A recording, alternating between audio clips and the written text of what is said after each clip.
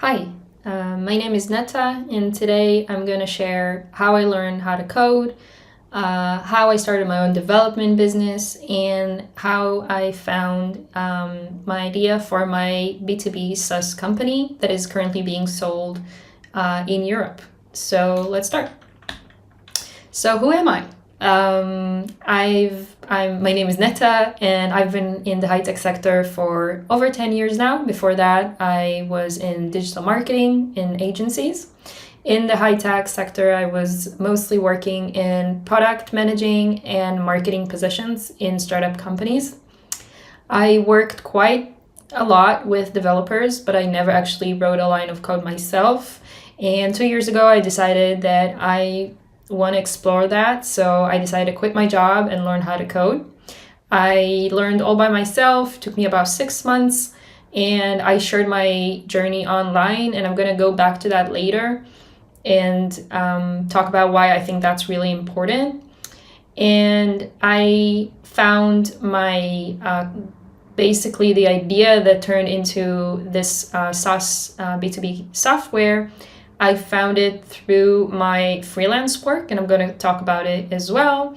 And today I run my development company, and I have a few products online that I sell. One of them is this product that I'm describing, and I'll talk about it in this lecture.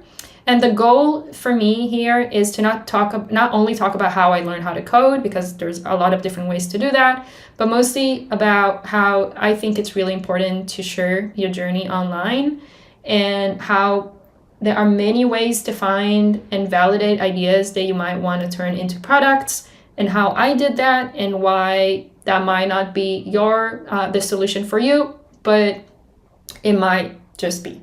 So why I learned how to code. The reason I want to share this is because, again, I think there are a lot of different reasons, but if there are any product managers watching this, I think you might find this interesting. So like I said, I was a product manager for different startup companies, and I was always really curious to understand what was going on after I was, finished working on whatever I was working on and delivering the requests to the dev team. I was kind of interested understanding what then went on. And that curiosity just kept growing and growing. And as a product manager, I really felt the more I knew about what was actually happening there, the better I would be and the better I could do my job. So that was one of the reasons I wanted to learn how to code. Another reason was because I was also working in marketing. I felt like I knew how to do marketing. I was already working quite a while in marketing and in product. And then I felt like the missing piece, that would be coding. So I felt like in order to have a really well-rounded education, experience, information, I would also need to know how to code.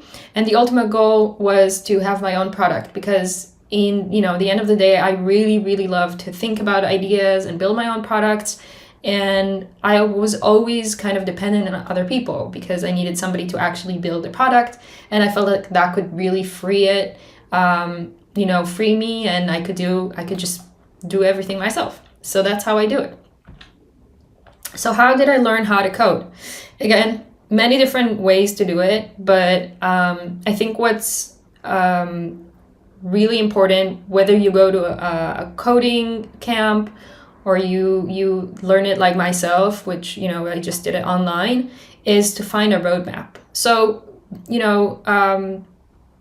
coding camps or any way that you want to learn how to code, whether it's done for you, given to you, or whether you do it yourself, is usually the beginning is a roadmap. So you need kind of a structure to know what comes before what. And I think that's what really stops a lot of people from taking the jump and learning how to code, is that they just don't know where to start.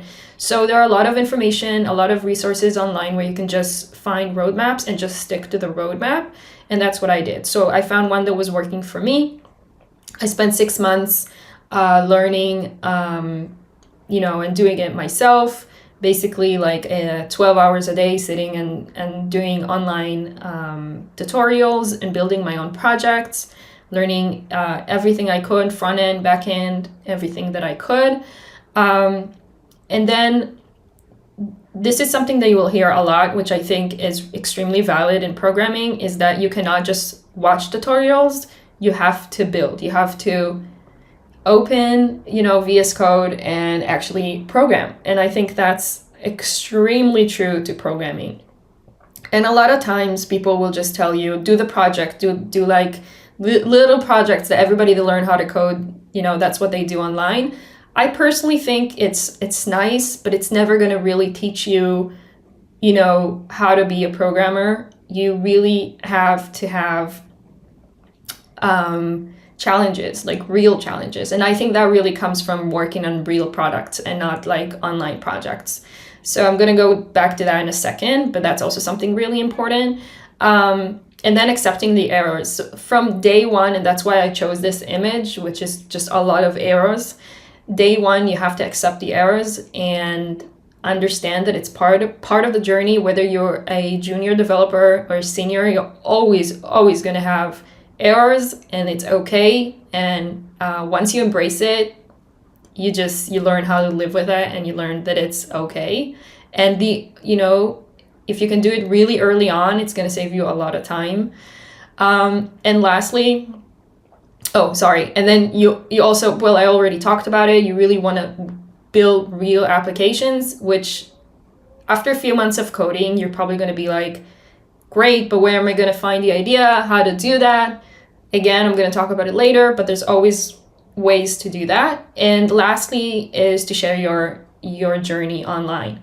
And that's really, really important. So a lot of people think, when I say that, a lot of people think, oh yeah, just post that you're learning how to code, or post that you finished learning how to code and you're looking for a job. But that's absolutely not what I'm talking about. That's okay. That's going to help you maybe. But everybody kind of does that. So I think, if you early on, you start sharing, what your goal is, why you're doing this transition, what you're looking to achieve, all your failures, and be as technical as you can.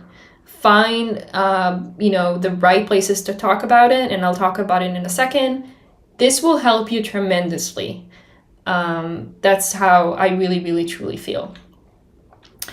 So when I say that, you should share your journey online, like I said, I'm not only saying like talk about your achievements and your success and everything that you think is going well, but also talk about your struggles and, things, all the walls that you're hitting and all the technology, questions that you're facing.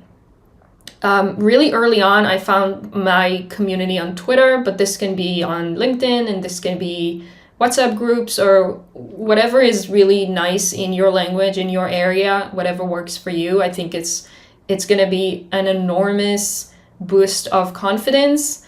And also, you're not going to feel so lonely with the errors and troubles and difficulties, because you're going to hit a lot of difficulties. And so what I'm saying is share day one, start sharing, and it's also going to kind of build your brand, which I think is really important. But even at the beginning, before there's like a personal brand that you're thinking about, I really think you're going to discover just how programmers love to help and, share and advice.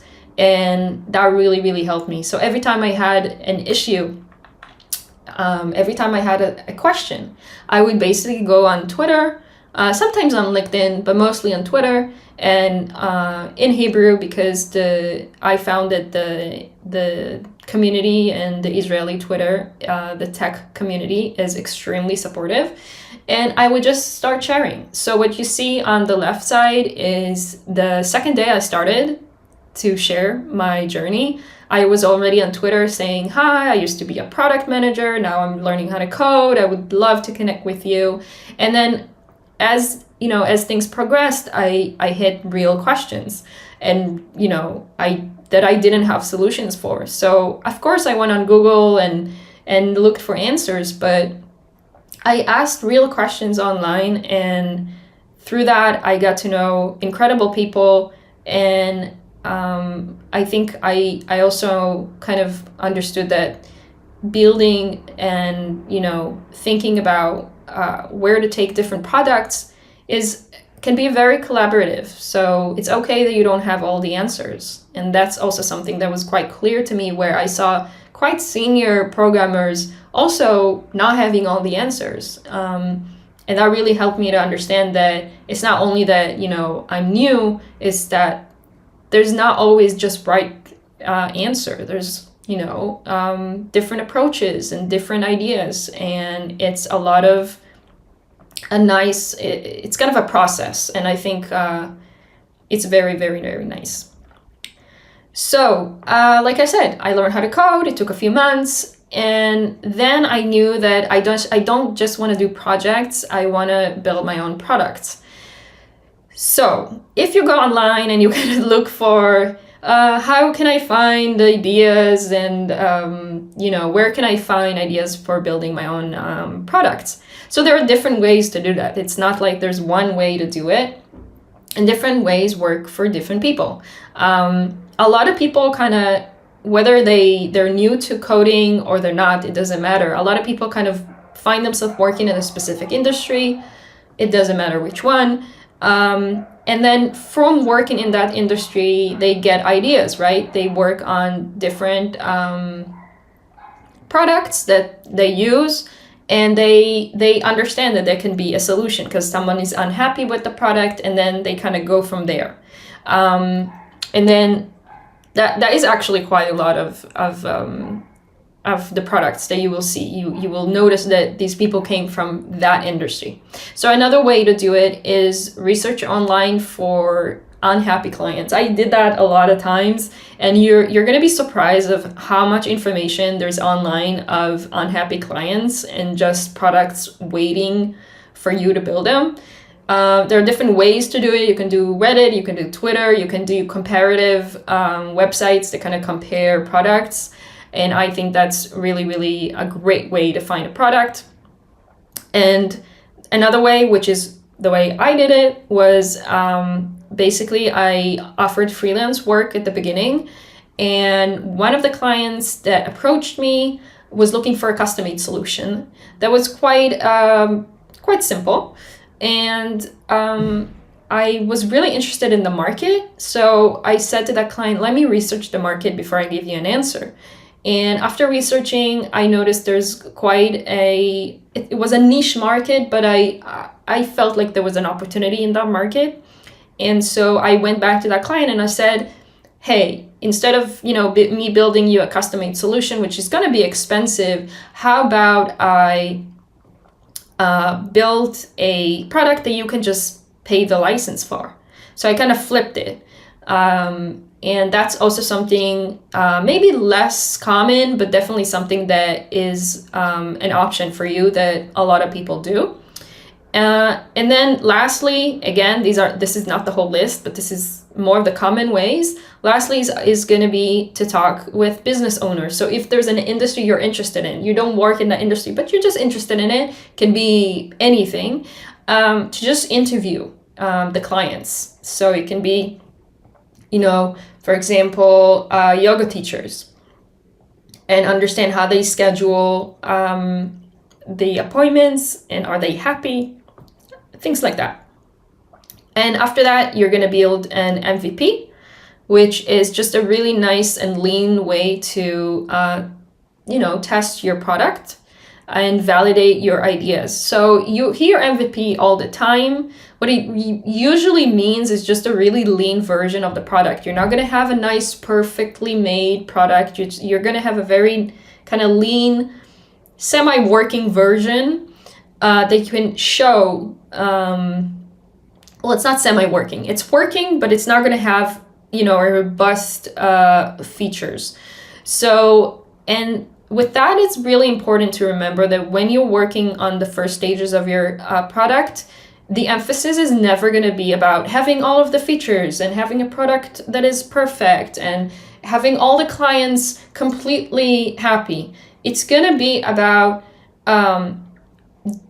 making it a solution doing it quickly, getting it as quickly as you can to the clients that you're interested in, and getting feedback and getting data and getting, what they think about it. And the reason for that is that if you're not going to do it this way, you're going to end up, wasting a lot of time and effort on products that nobody wants, or not a lot of people want, or they want it, but they're not going to be paying for it. So as quick as you can. And I'm saying it is because I feel like some of us can be quite, perfectionists. So we're not going to put out anything until it's perfect. And that doesn't work with MVPs. And that's just going to waste a lot of time. So remember that. And also learn basically how you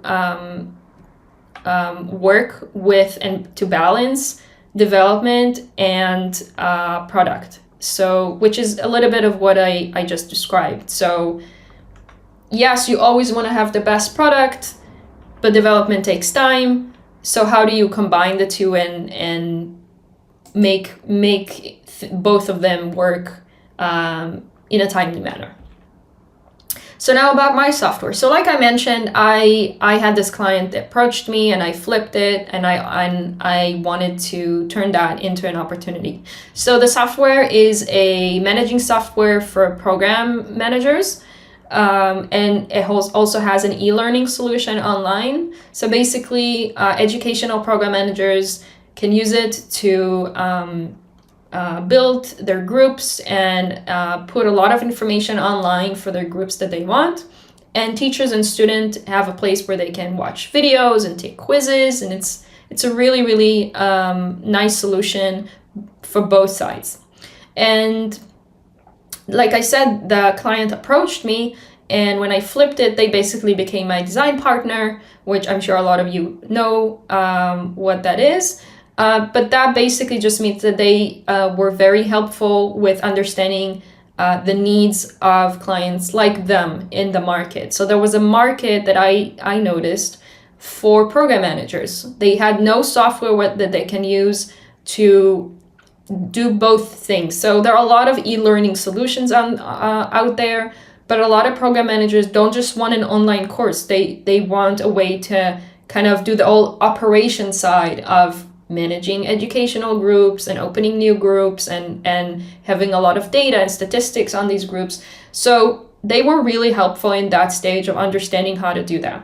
And then I developed the program, put out the MVP, did the testing, the beta testing, gathered a lot of information, and then we went on soft launch, and then we went on and launched the product.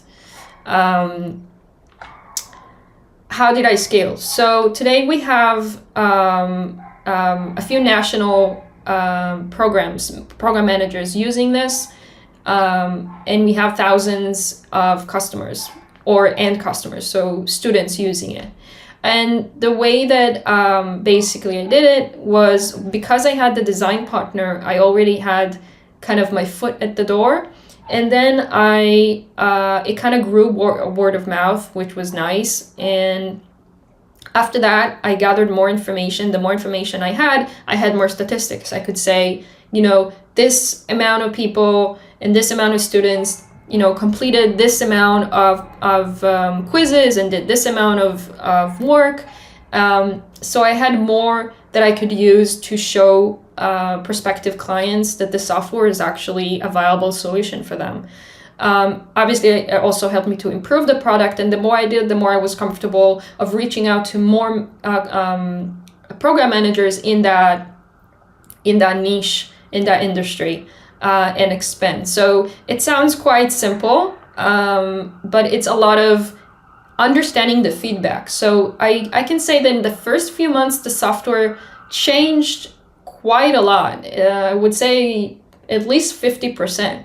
And if I had done a quite robust solution, that would have been a programmatic nightmare. So that's also why it's really key to start lean, not wait for a lot of features, and stick to the part that you feel is crucial to the clients and to the market. So to summarize, I would say if you don't know how to code, I think everybody can really enjoy. But also, I think today's world, it's in the technological world, I think it's a no-brainer. I think it's a really great way, whether you are doing product or anything else, it's just going to give you more information about how other teams are working. And it's very easy today to learn how to code, and I really encourage everybody to do that, especially with AI today. So like I said, there are a few ways to find problems in the market.